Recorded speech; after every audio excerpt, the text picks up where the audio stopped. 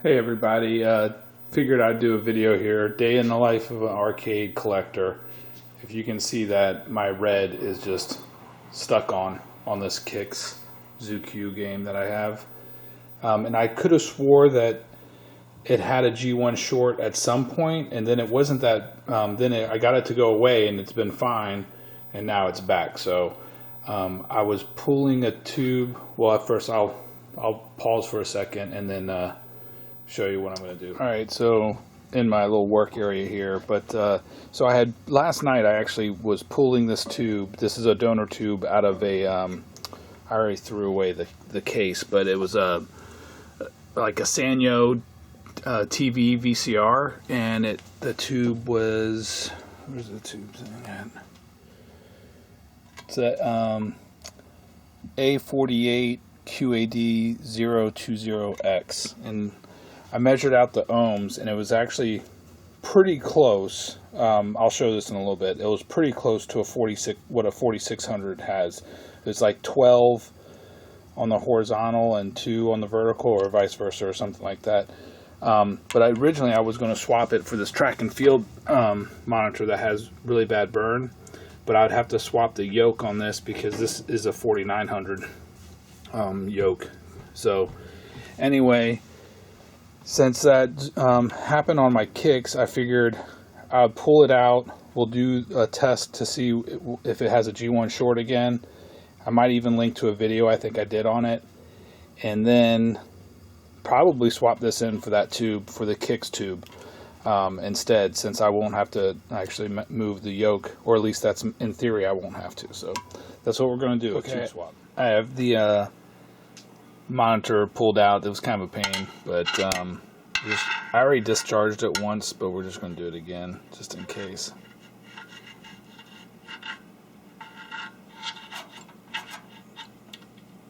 Yeah, it's discharged. All right, cool. And then we're going to hook up the CR7000. So take off the neck board and get adapter number 1. Sorry, I'm doing this with one hand here, real quick, just to kind of show you. Just like that. And we're going to turn our system to filament volts. This is the CR7000. I have videos on this as well, and I'm just doing this kind of in a rush.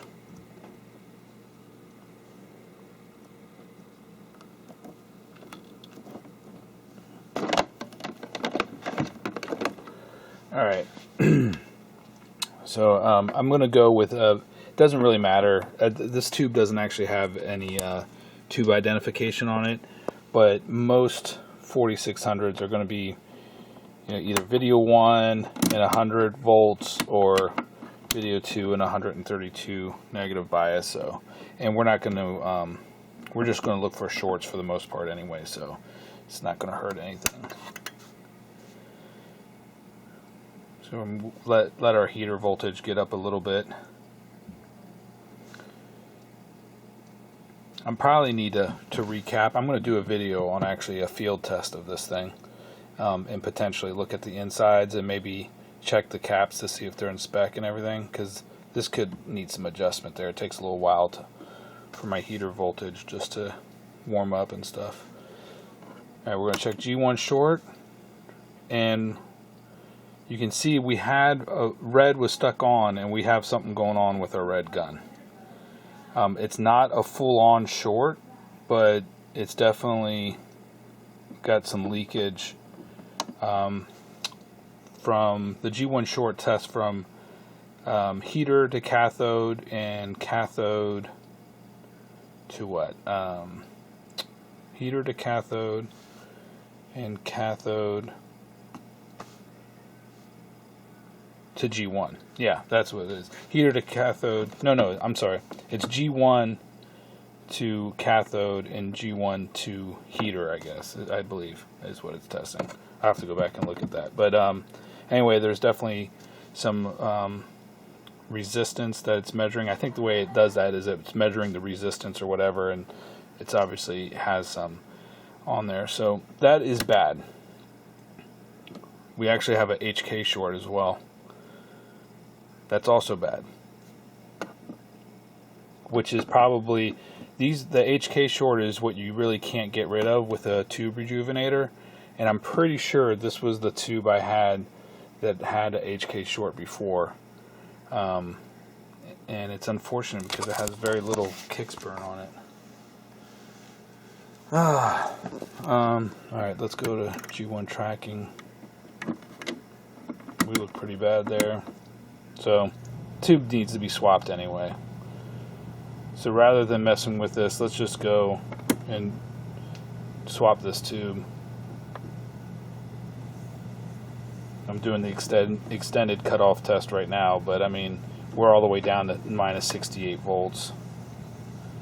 If I go to video 1 and 100, what do we get here? Nothing.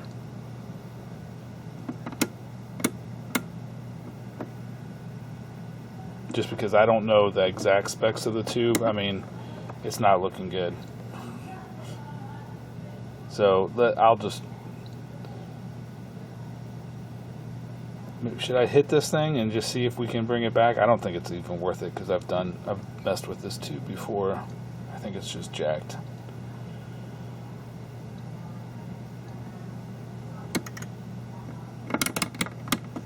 Yeah, I think it's just jacked. Even though it has some emissions, I'm not gonna mess with it. I'm gonna put this tube in there. We're gonna put it on the tripod and measure the ohms on the yoke here real quick, right there. All right, I'll be a little nerdy or goofball right now, but got my little handy dandy notebook. I don't know about you other guys, but my kid watched Blue's Clues like crazy, and for some reason that saying just stuck with me, the handy dandy notebook. I don't know why, but anyway, what my handy dandy notebook says is red and blue equals horizontal, green and yellow equals vertical.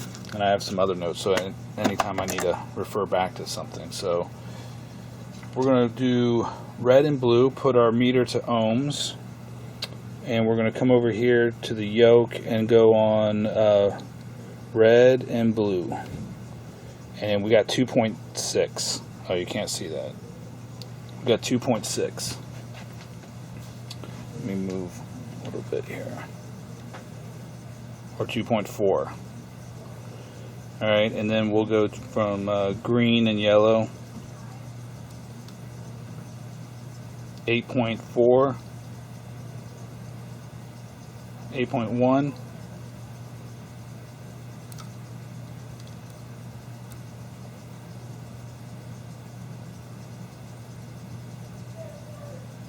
And 2.4, okay? So now, let's see here. I'm gonna move.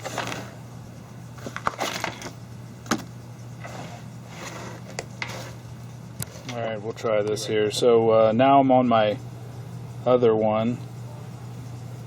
I have to hold the meter as I'm holding the probe. Red and green.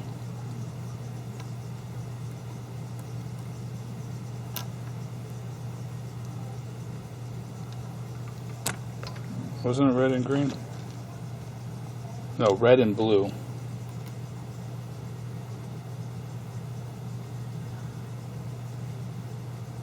.6, so that's pretty close. And then green and yellow.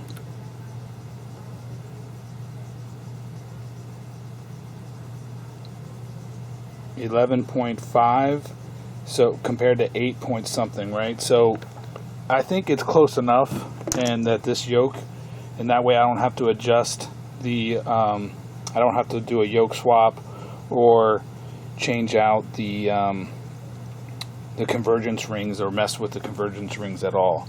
That would be the goal. Hopefully they haven't been messed with already. I don't know, I'm looking at it, it looks like, you see that the white lines, the way the white lines are, it doesn't look like they're lined up. But whatever. So I'm just going to do a swap and then we'll see if it works. Alright, I got the tube in there, and now we have to deal something with the yoke wires, right? So it can't, the yoke that came with the tube has these. The 4600 has these little spade connectors. I'm thinking of soldering on some spade connectors to these yoke posts here, and doing it that way. I don't know if I wrap wire around that, is that going to add to the inductance and stuff? I don't know. I might have to measure it and see. But that's because I know that I don't know what the orientation of this tube is going to be, and I might have to swap yoke wires to flip it. So I don't want to do anything that's permanent. So I might desolder this and then maybe solder some spade connectors on so I can attach that. I did mark it blue before I desolder these, or cut them off. I already marked it. The other thing I'm going to do is the DAG wire. Is that the DAG? Yeah, the DAG wire from the swap tube. Probably doesn't need it because this is actually, this spring is kind of touching the DAG on the monitor, but I'm just going to cut it off and then tie all three of the grounds together, or I could do a quick disconnect as well, but it was wire tied before, which is fine. So that's what I'm going to do. I'll be right back. Alright, it's been a few days since I've been working on this. I still have the tube in the frame, in the monitor frame, and I just turned it sideways so we could actually zoom in on this yoke here. So I did get a few things from Amazon. I love overnight shipping and stuff, but I have this little kit here that just has a bunch of quick connects. It's like build your own quick connects, and it actually has the size of, let's see if you can see that, the size of the quick connect that I would need to use with the 4600 yoke connector here, so it definitely fits in there. So what I was thinking to do is kind of solder it on like that. That's kind of my plan. I'm not going to do that right away because I did see some other, I was actually messing with a different tube and measuring yokes and stuff, and somebody on KLOV was posted about measuring inductance instead of just ohming things out. So I bought this multimeter here. Figured I'm not going to do it. I guess I am going to do an unboxing, I guess. But anyway, this is an LSR multimeter. I think it's called Proster or something. So BM4070. I don't know. It's relatively cheap. It was like $30 on Amazon, and I got it overnight. Next day shipping with Amazon Prime. So now my other meter does not measure inductance, and I guess this is resistance, temperature. Is that right? I don't know. I have to read the manual, I guess. Hopefully it comes with one. But anyway, get a meter, a battery, some different clips, some test leads. I think there was one a little bit cheaper, but didn't come with long test leads. So we got, like, I need more test leads, like I need a hole in the head. We'll get some test leads on there. A little screwdriver, I guess, to open up the battery jack. A little case, which is kind of nice. Actually, I mean, that's not bad. Get a case and everything. And here's the manual. Let's see. Oh, capacitance. So it tested capacitance, inductance, and resistance. I got you. So what that is. So L is the inductance, and that would be from here all the way to here. And then capacitance, nanofarads. So I have a capacitance tester on mine anyway. It looks like you can do a zero adjust as well. So I'll read the manual. I'll spare you guys, but I'm going to set this up, put the battery in it, and then we're going to measure the inductance of the yoke as well as the capacitance. So I'm going to do that, and then we'll take some notes and be right back. Alright, so I have the meter turned on here, and I don't know exactly where I left off, but the first thing I did is I put in the leads that came with the meter, went to resistance, and I'm not getting any measurement. And I tried to figure out, I was like, what the heck? I don't know what's going on. I think it might, the leads themselves are jacked up or something. So I grabbed my good probes from my EE Tools Bremen meter, and obviously we're good to go there. That's the resistance. So real quick, we'll just review the ohm reading. This is the horizontal of the 4600 yoke.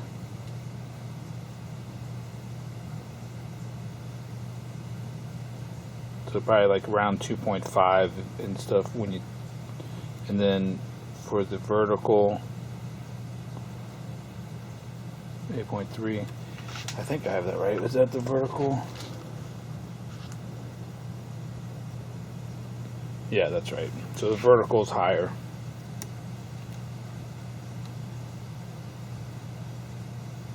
And now let's switch that to inductance now that we can actually measure it.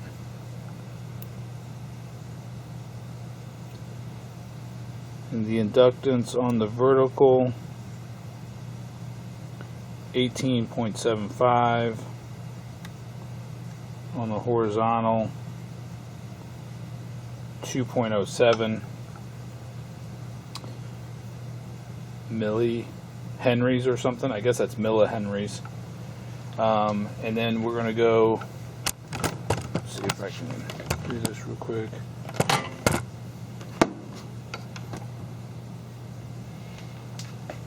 We're going to go on to the yoke there.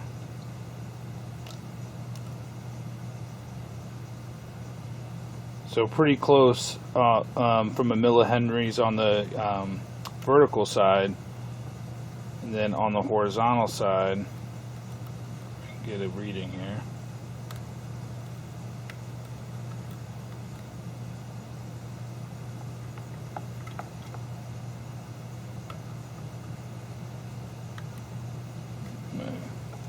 I'll just use this dim.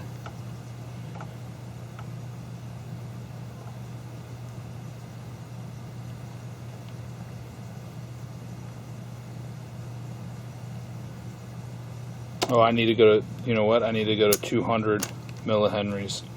I needed to adjust that. So let's go back up here. Yeah, because it was higher than 20. It's 29.3 millihenries versus 18 on the 4600. So from an inductance standpoint, the ohms weren't too far off. Maybe it was like about, the ohms were, let's go.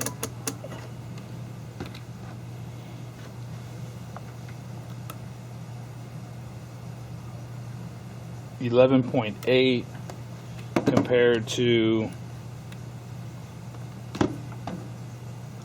like 8 or 9 point, or 9 or something like that. Yeah, 8.4 to 12 ohms difference. So the ohms wasn't that different, but if you look at the inductance there, definitely from a percentage standpoint, it was vastly different. So I don't think this, I'm kind of curious just to plug it in and see what happens. What I read was if the inductance is higher, it will basically create, draw less voltage. So it should just create a smaller picture.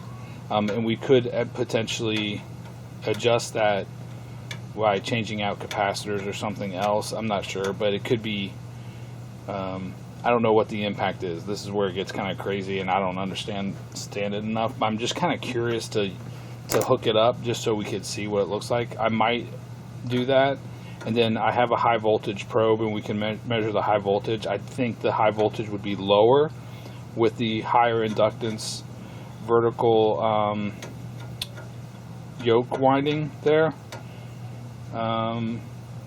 But But anyway, I have to think about it if I want to do that or not, because I might blow something up. So I don't want to ruin a perfectly good 4600 chassis. So all right, I'm back. I was been thinking about this and reading a lot on KLOV and some other forums and stuff, and I'm just thinking that the difference in inductance between this yoke and the 4600 on the horizontal side, right? No, the vertical side is too far off to even try it. I don't know. I'm kind of interested to try it, but I don't want to blow up a perfectly working chassis or something like that.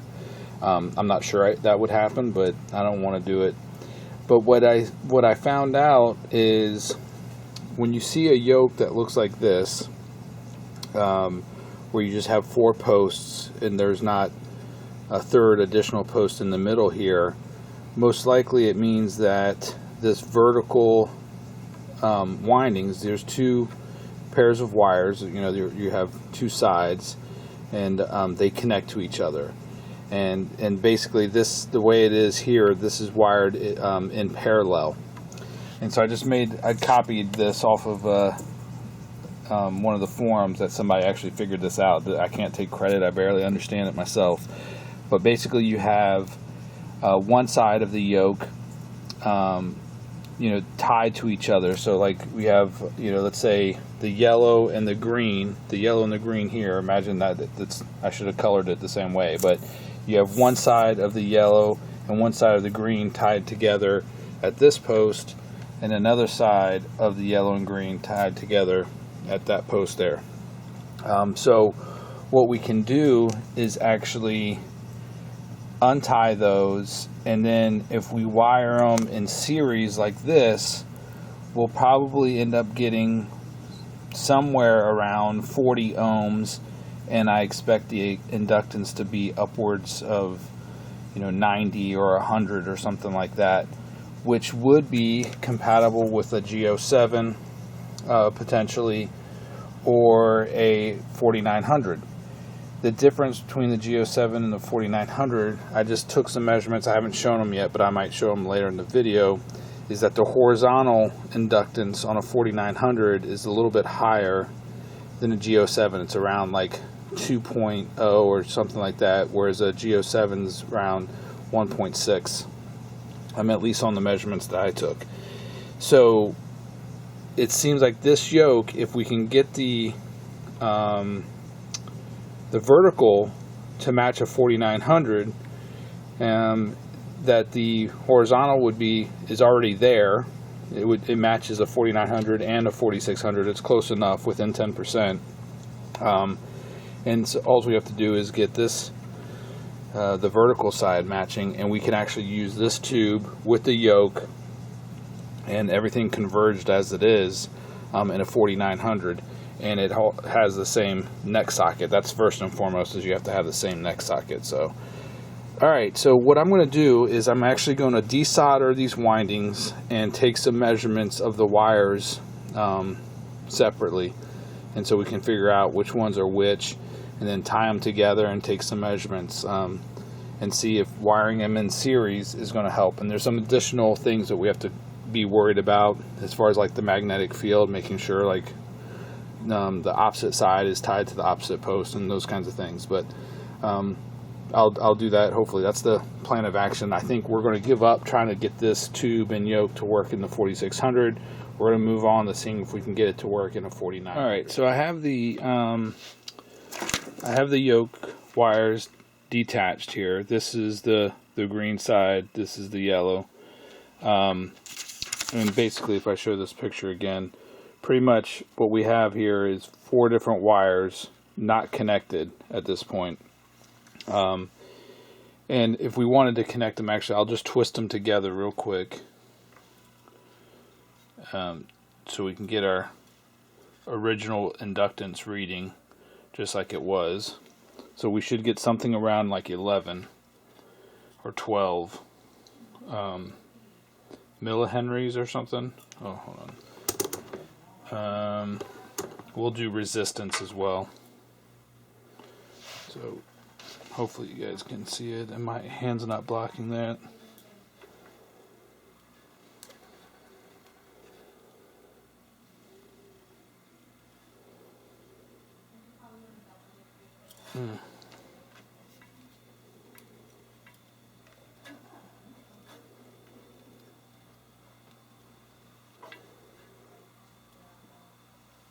Alright, so hopefully you can see that 29 millihenries, and from ohms for resistance we have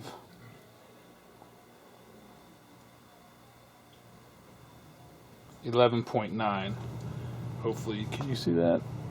Yeah, 11.9 or 11.8. Okay, so now we're gonna undo these.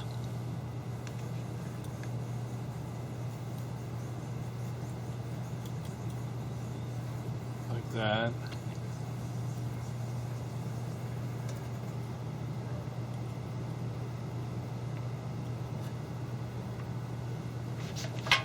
I'll come from the top here. Now that we're on resistance right now.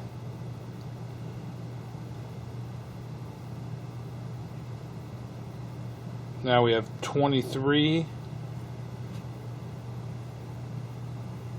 It should be pretty much the same. 23. So we're measuring basically, red to red and purple to purple, or yellow to yellow and green to green, if you want to look at it that way. So now let's put it on inductance, millihenries.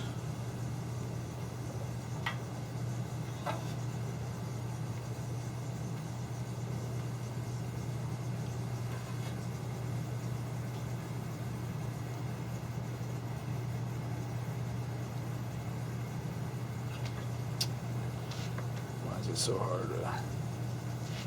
I'll be right back. Alright, the issue is I had to turn it up. It's going to be higher than 200 millihenries, so I had to turn it up there. And can you see that? So 274 millihenries on the maybe that's the green or the yellow, and then the same thing. And so now what we need to do is we're actually going to connect, we're going to wire it in series like that. We're going to connect the yellow, one wire from the yellow yoke winding and one wire from the other, from the green whatever. Green and yellow are connected together, and we're going to measure this way.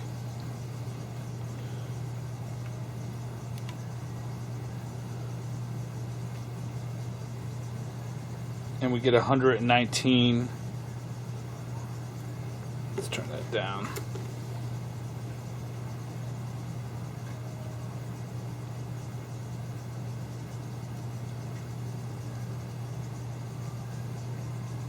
All right, 117 millihenries inductance, and let's go to resistance. Hopefully this is around, I mean, inductance matters more. I can't talk right now for some reason, but we're at 46 ohms and about 117 millihenries. So let me write that down. About 46 ohms resistance and 117 millihenries. Actually, I should write it in series over it up top.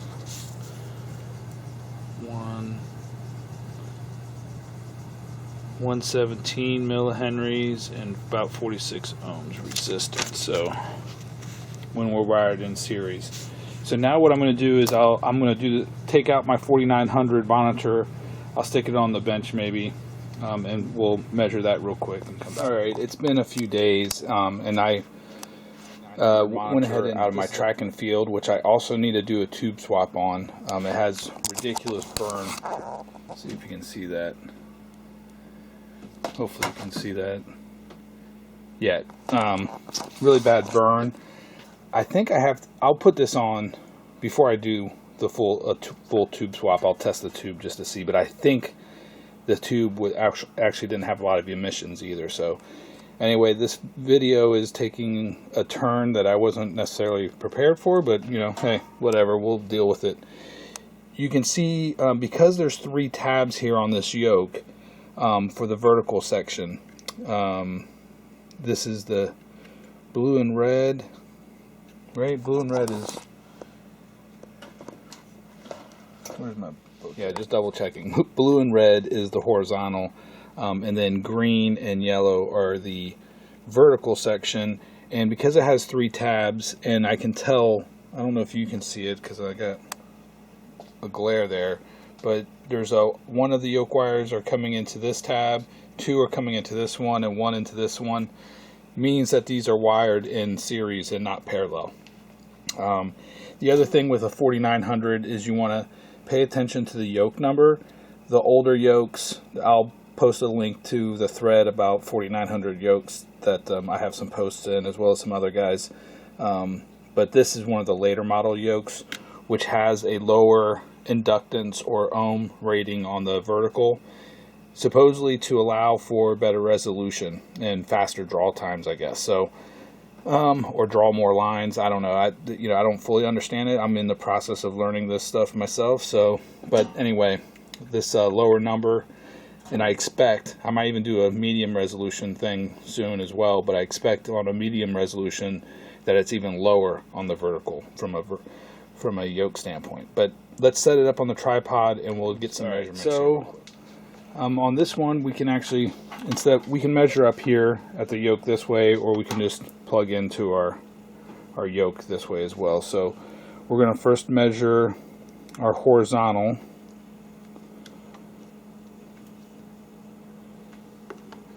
And we get 2.32 millihenries. Might have to pause again and find a pen. I'll be right back. Got to get a pen so I can write this down. So I wrote that down. 2.3 millihenries on the horizontal.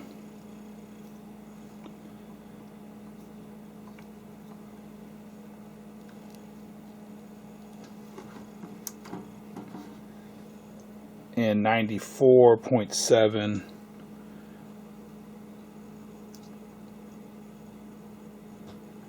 on the vertical, which is pretty close to, we had 117 millihenries, so it's off a little bit, but not too bad. A lot closer than it was on the 4600 chassis. So 94 compared to our tube, our donor tube, which is at 117 now, with it wired in series. This is also wired in series as well. And what are we at? 40. Let's do ohm. Let's do an ohm measurement.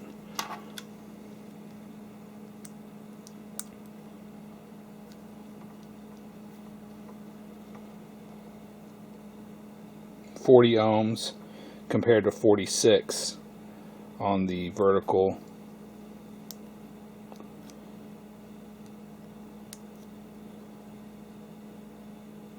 We're like at 3 minus the resistance of the lead, which is 0.3, so around 2.7 to 3 ohms on the horizontal section. And I think we were basically the same. So the horizontal is definitely almost identical, if I'm not mistaken. And it's just the vertical, which is a little bit different. So that tube that we were just messing with, I think is a better tube swap, with keeping the yoke and the rings, everything adjusted as it has been, without having to adjust anything. I'm going to try to do a swap in this 4900 for my track and field. So let's see, anything else I want to film? I guess I'll hook on to this and test it. I've done a lot of tube testing videos, so I'm not going to show you guys that. But anyway, I'm going to hook up onto this tube and just record how it tests on my CR7000, and before potentially throwing it away or something. I also will save the yoke if I do decide to throw it away, as well as the rings and everything. So But that's what we're going to do. We're going to migrate from swapping a 4600 to swapping it in this 4900 chassis, where the vertical inductance is a little bit closer, still off, but a little bit closer to the stock. Okay, well, since I had a G07, I figured we'd just do some measurements here real quick as well.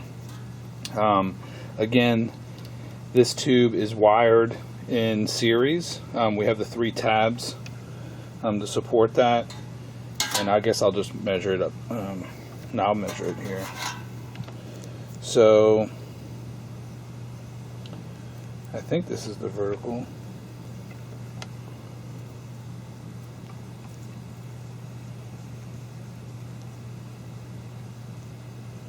No, that's the vertical. 2 outside ones? No? There we go. Okay. That's the vertical. 2.4 ohms. Let me write that down.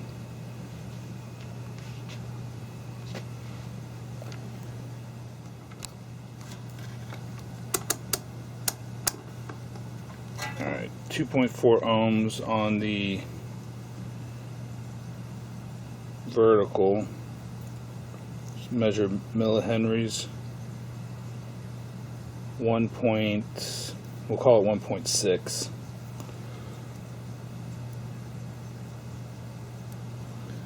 And then if we go to the vertical section,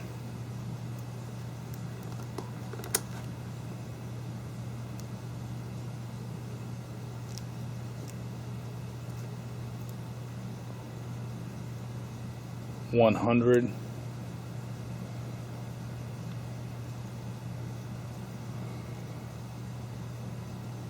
And go to ohms.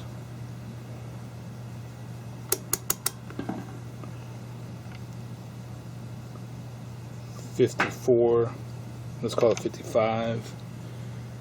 Or we'll say 54.7, but minus 0.3 anyway, so it's really, you know, around 54.5. And then I wrote that down, so my handwriting's messy. I might rewrite it. So we just did the G07 compared to the 4900. The ohms in the vertical section and the, what was the ohms? Oh, vertical. I crisscrossed it. Yeah, I need to write this clearer. But looking at 94 millihenries compared to 100 millihenries on the vertical between the 4900 and the G07. 54 ohms versus 40 ohms. So even though the ohms are off by quite a bit, the inductance is reading closer. That's kind of interesting, right? It's almost implying that a G07 yoke and a 4900 yoke look to be pretty similar.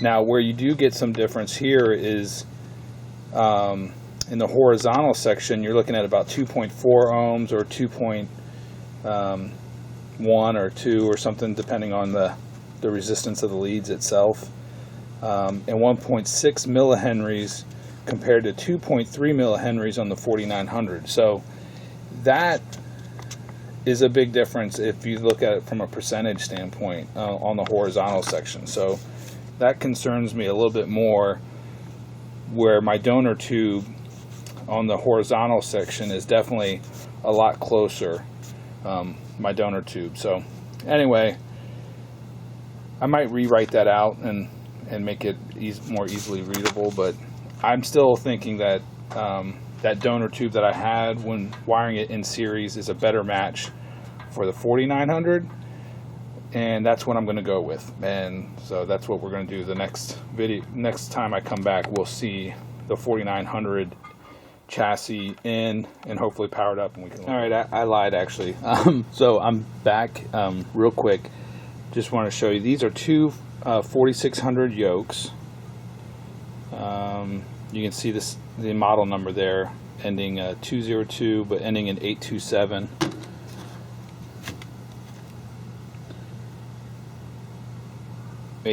So identical yokes, and I did write down a little bit clearer, but it still ended up screwing up my order there for vertical and horizontal. But let's just go ahead and measure the ohms of the vertical sections of this 4600 yoke 8.5.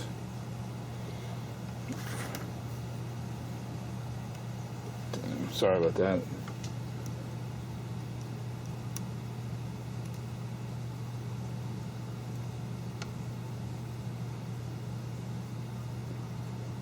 All right, 8.3, I thought they were the same.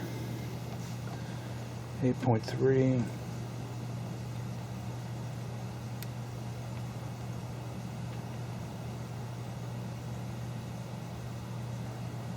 And 8.4, so pretty darn close as far as that goes. Let's go to inductance.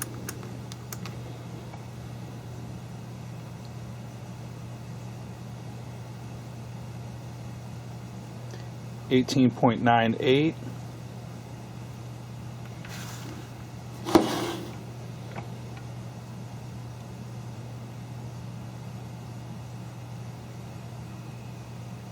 And 19. So the inductance is a little bit off between the two of them. Not much, obviously, barely anything, but I just wanted to show that pretty from two different tubes or monitors, two different 4600 Yokes pretty much had the exact same readings within a millihenry or so of each other. So anyway, I just wanted to show that real quick, and that was those are two 4600 Yokes there. So now I'll go back to replacing this 4900 tube, see what we get.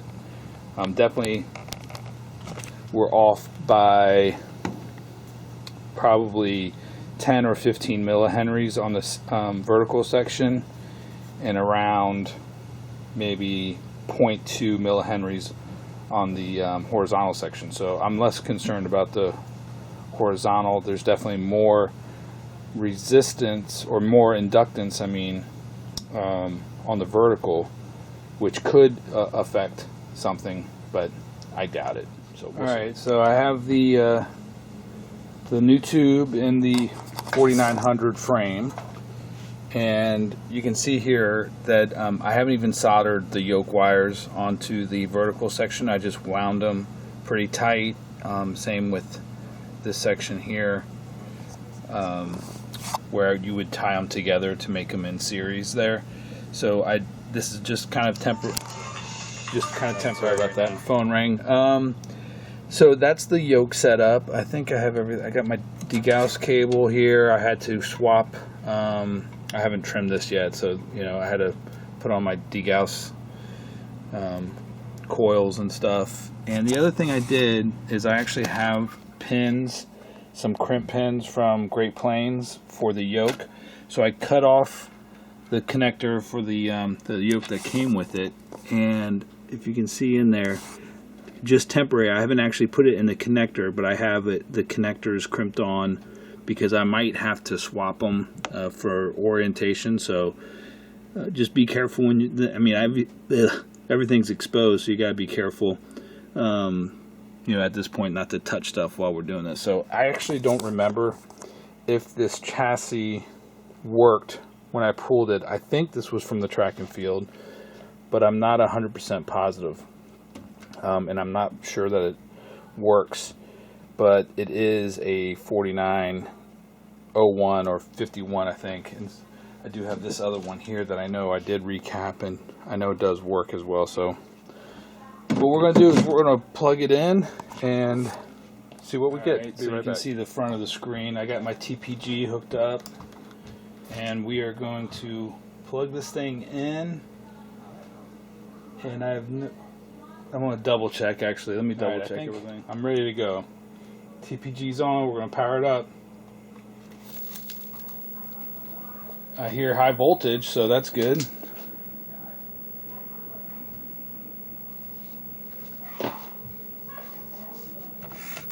See, I'll take this off. The brightness is a little bit off. We should check our B+ and everything.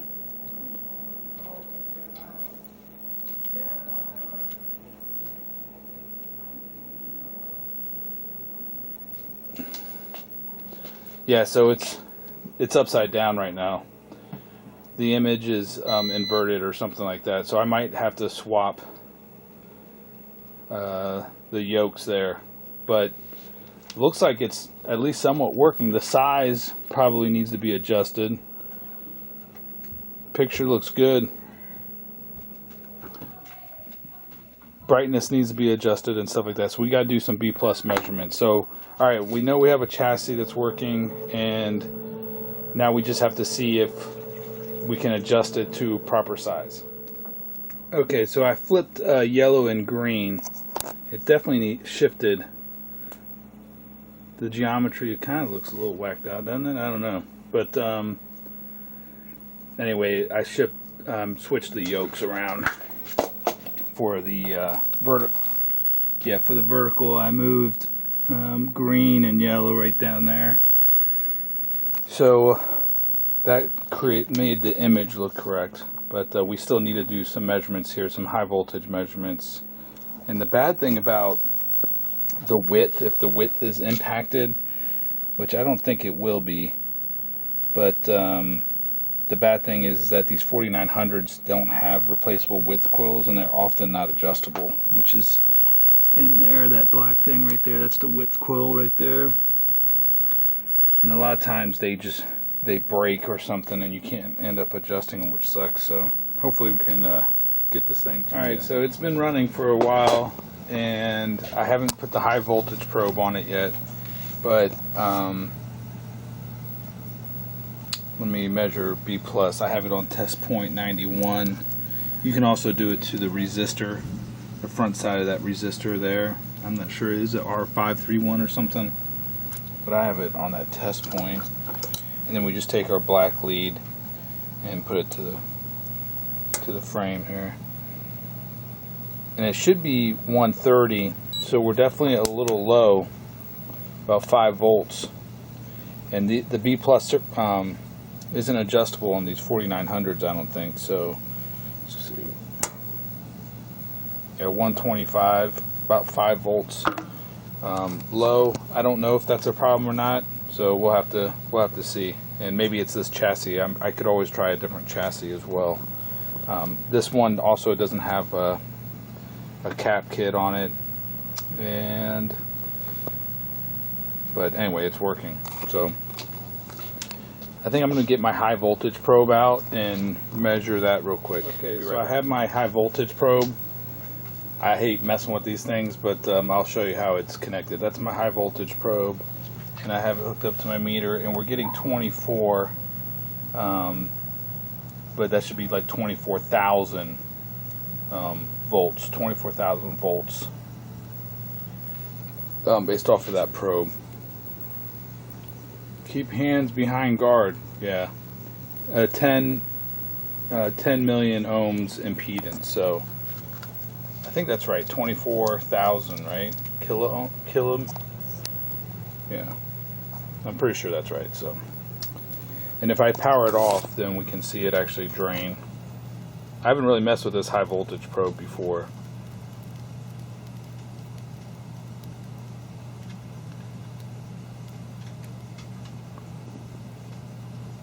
You can see kind of the voltage getting drained from it.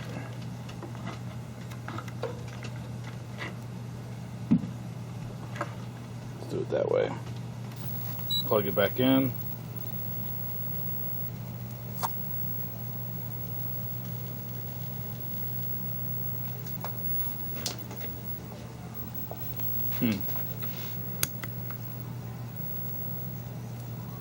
Yeah, 24,000 volts is what I think that is. So I think that's within the spec. I'll double check. All right, I'm running out of battery, but real quick, the specs of the tube say 24.3 kilovolts plus or minus 8.8 kilovolts at 0 beam, and 22.8 plus or minus 0.8 at 1 milliamp beam.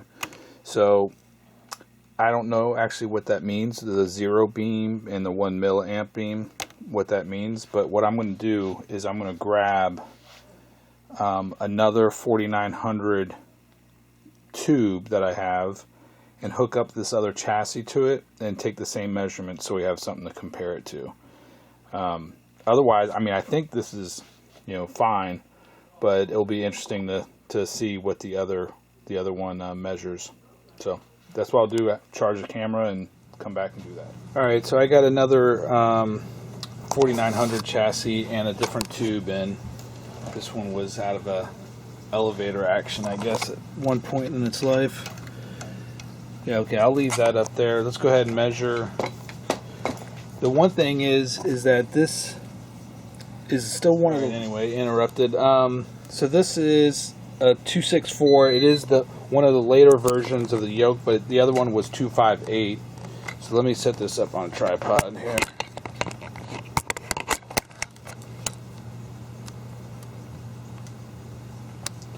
And we are going to get some yoke measurements real quickly just to show that it's at least somewhat close.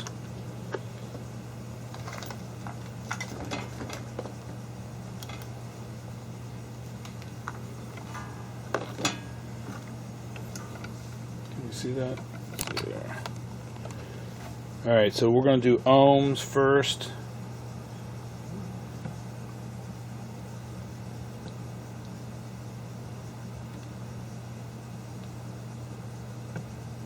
Come on now. Let me do it right there.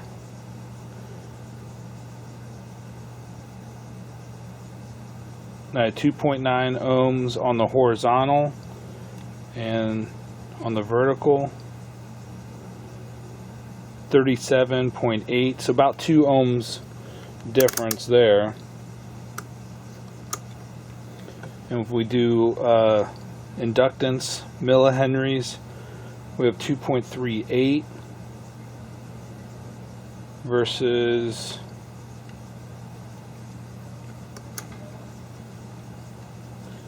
2.38 on the horizontal, 79.8 on the vertical, which if I look at my 4900, what? We had 94. That seems way off.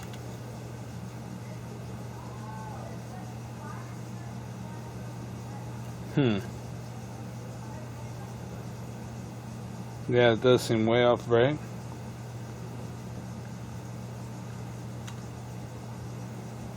The horizontal was 2.4 versus we're at 2.3 on the other yoke. 79.8. Huh. So it's at least 10. This yoke was measuring about 10 to 14 milliohms difference than the other one anyway. I wonder if I'm gonna pull out the yoke real quick. There we go. I'm just gonna measure it with here.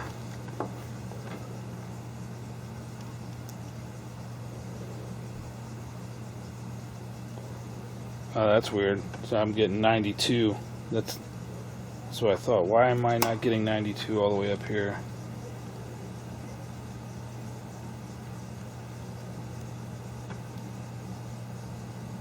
Oh, now I am. 92.2. Okay, that's what I thought. So 92 versus 94. So yeah, that's right. Very close to what we had on the other 4900 yoke. 92 millihenries versus 94 millihenries. So anyway, so the yoke is pretty much, it's a little bit different, but it's pretty much the same. So what we're going to do is I plug the yoke back in. Let's power it up. Got to power it up. Be right back. Should have something showing. There we go. We got the image right there. TPG. I don't know if I've restored this tube or not, but it looks somewhat decent. There's a little bit of burn. Alright, and let's go ahead and put in our high voltage probe.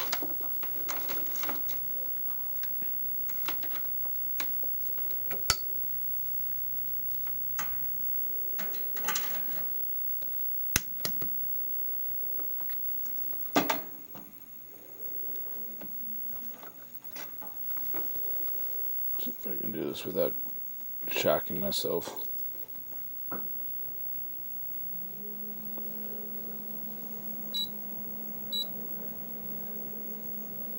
Alright, you can see that right there, right? Alright, so we're going to measure our high voltage.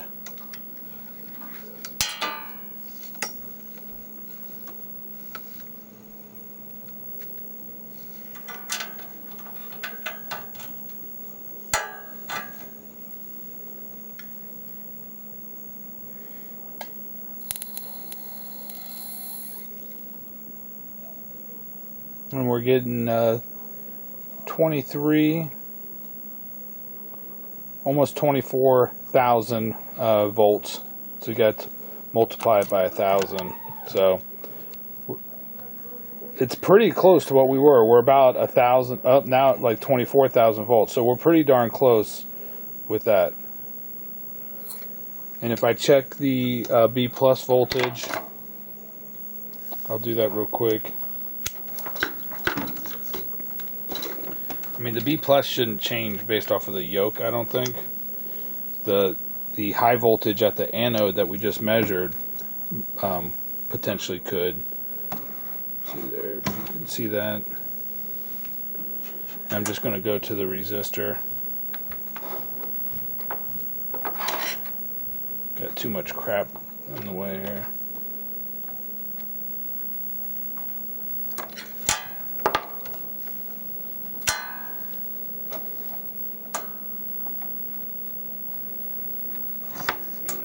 Hold it like this.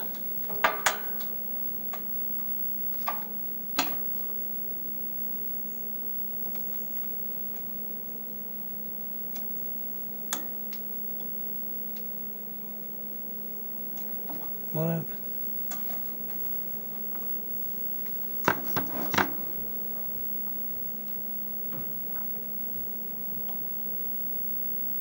Yeah, I don't know if you can see it. It's 127 is what I'm seeing right now. So I had 125 when I did it before, so 127 now. So it's still not a perfect 130, but pretty close. So anyway, I would say that it's pretty close. Our original tube was, you know, looks like it's within, pretty close to being within spec. I mean, this one's measuring 24,000 high voltage. The other one was 24,000 something. So I know it's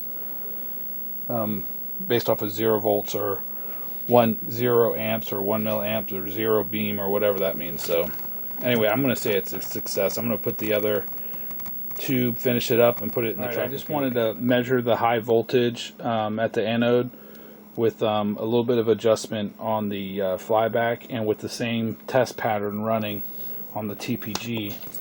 And you can see I have 24.3 thousand volts being measured there. So whatever the error, you know, percentage of error in my meter, I think it's pretty good, but it looks, the high voltage looks almost identical to the two that we just swapped out. So, and the ohms and inductance are pretty close between a normal K4600, both the 4900 Yokes there, and a little bit different from the other one that we had replaced it with. So I would say that it's a success, and hopefully you learned something. I might wrap up this video before putting it back in the track and field, or maybe I won't. Maybe I'll put it in because I have a lot of work to do on my track and field, so before I can actually get it up and running. But now I have a burn-free tube ready to go for it, which is sitting in the other room.